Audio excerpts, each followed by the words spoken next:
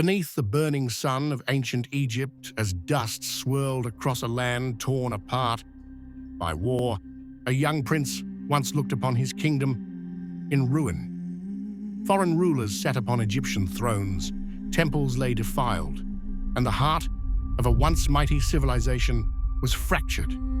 That boy would one day rise as Pharaoh Ahmose I, the man who not only drove the Hyksos invaders from Egypt, but also laid the foundations of the new kingdom, Egypt's golden age. His story is one of vengeance, resilience, and rebirth.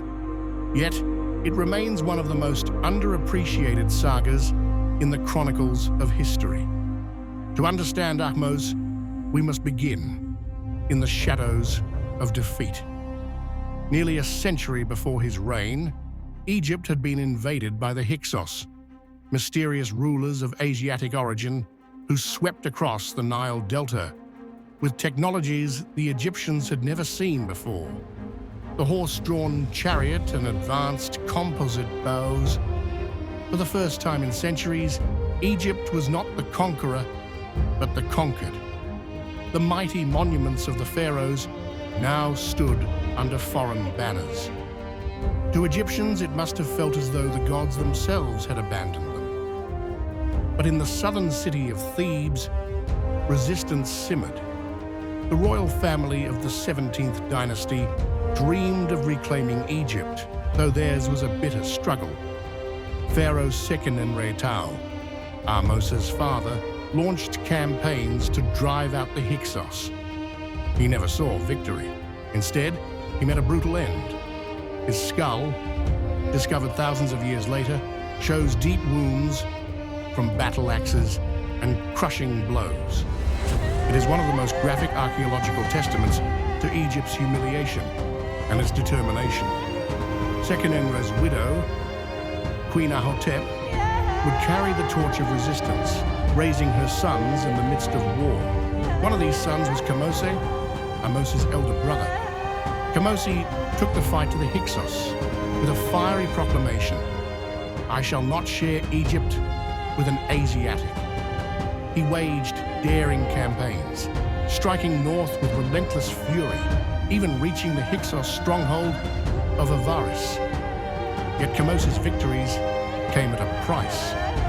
Before he could deliver the decisive blow, he died. His reign cut short, his campaign incomplete. And so, the burden of liberation fell upon the shoulders of his younger brother, Ahmose. When Ahmose ascended the throne around 1550 BCE, he was barely more than a boy. Imagine it, a teenager thrust into the role of pharaoh, expected not only to rule, but to reclaim Egypt from foreign domination. Most rulers would have been overwhelmed, but Ahmose carried a fire in his heart, one stoked by his father's violent death and his brother's unfinished war. He vowed not to rest until the Hyksos were expelled forever. The battles that followed were unlike anything Egypt had seen before. The Hyksos were fierce, but Ahmose was relentless. He rebuilt Egypt's armies, adapting the very weapons and chariotry that had once made the Hyksos so formidable. On the walls of Thebes and in the inscriptions of loyal soldiers, we hear echoes of this struggle. A soldier named Ahmose, son of Ebenah, left us one of the most vivid personal accounts of these wars. He fought at his king's side, describing how he captured enemy soldiers, looted treasure, and even received gold and slaves as rewards for his bravery. Through his words, we glimpse the chaos, the triumph, and the brutal human cost of Ahmose's campaign. The decisive moment came at the Hyksos capital of Avaris. It was a fortified city, a place the invaders believed impenetrable. But Ahmose laid siege to it, cutting off supplies, starving out its defenders. The siege was long and grueling. For years, the Egyptians pressed, battering the walls, choking the life out of their enemy. Finally, the Hyksos crumbled, Ahmose I stormed the city, scattering the invaders, and in a final pursuit, chased them into Canaan. Egypt, after nearly a century of humiliation, was free. But Ahmose's vision stretched beyond mere liberation. He understood that to secure Egypt's future, he needed more than victory. He needed consolidation. He reorganized the administration, restored the temples defiled by war, and revived Egypt's battered economy. His mother, Queen Ahotep, played a crucial role during this period. Inscriptions honor her as one who pacified Upper Egypt and expelled rebels.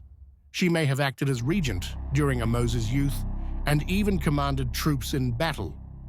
The Ahmose dynasty, as it came to be known, was not merely a line of kings. It was a family bound together by struggle and survival. Yet Ahmose was not finished with warfare. Having expelled the Hyksos, he turned southward to Nubia, a land of gold and vital trade routes. There, he extended Egyptian dominance, ensuring that the wealth of the south would fuel his nation's resurgence. His reign marked not only the end of Egypt's humiliation, but the dawn of its greatest imperial expansion. Perhaps what makes Ahmose's story so compelling is not only his victories, but their consequences. In defeating the Hyksos, he ensured that Egypt would never again be so vulnerable. The innovations once used against the Egyptians, the chariot, the horse, the composite bow, were now theirs to master. With these tools, Ahmose's descendants, pharaohs like Thutmose III and Ramses II, would carve out an empire stretching from the Euphrates to the fourth cataract of the Nile. Without Ahmose, there may have been no Egyptian Golden Age at all. And yet, the traces of his reign are scattered, often overshadowed by the colossal statues and temples of later kings. Ahmose built at Karnak and restored shrines, but compared to the grandeur of his successors, his monuments are modest. His true monument was Egypt itself, resurrected from foreign domination. When Ahmose I died, likely in his mid-30s, he was buried at Abydos, the sacred city of Osiris. His mummy, long lost, was later rediscovered in a royal cache, his name surviving on the wrappings. Even in death, he was remembered as the victorious king. To Egyptians, his reign was the turning of the tide, the moment when despair became triumph, when Egypt once again walked with the gods. It is strange, isn't it, how history sometimes forgets its most pivotal figures. We remember Ramses the Great, we remember Tutankhamun, but without Ahmose I, their Egypt would never have existed.